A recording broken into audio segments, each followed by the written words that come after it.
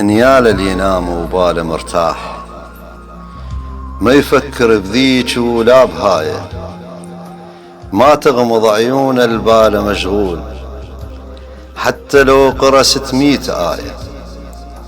يجيني الليل وانا اغرق بالاحزان، ويصير الهم علي كلش هواي، ينخبطن علي وافرزهن شلون، حسرة تجيب حسرة بلا نهاية. من نوصل الاخير اقول هم زين، وتفكيري يردن من البداية. يظل دوم الفقير بهالوضع هذا، وما ظن للفقير تقوم رايه، وما ظن للفقير تقوم رايه.